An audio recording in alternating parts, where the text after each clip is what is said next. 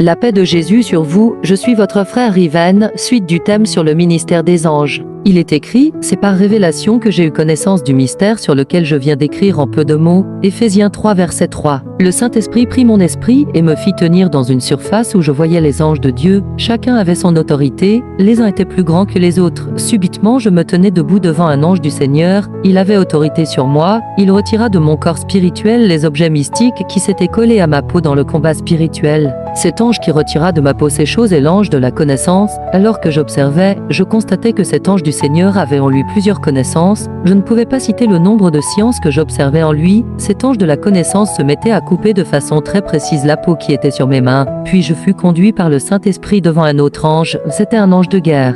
Le Saint-Esprit me disait, la peau de tes mains a été retirée afin que tes mains soient comme les mains de cet ange de guerre. Et quand je regardais les mains de cet ange de guerre, j'étais impressionné par la force qu'il avait dans ses mains. En ce qui concerne son corps, cet ange de guerre avait un corps redoutable. Je peux témoigner que le Seigneur Jésus-Christ a créé des créatures très fortes. Beaucoup pensent que l'archange Michel est l'ange le plus puissant. Il est certes puissant, mais il n'est pas l'ange le plus puissant, car il ne commande pas toute l'armée de Dieu. Il est écrit, le chef de Perse m'a résisté 21 jours, mais voici, Michel l'un des principaux chefs. Daniel 10 verset 13. La parole de Dieu dit que Michel est l'un des principaux chefs, comprenez donc qu'il y a d'autres chefs dans l'armée de Dieu, et que l'archange Michel ne commande qu'une partie de cette grande armée. Comprenez donc, lorsque la Bible dit dans l'Apocalypse 12 que Michel et ses anges combattirent contre le dragon, il ne s'agissait pas de toute l'armée de Dieu, mais il s'agissait de la partie de l'armée de Dieu que Michel commande.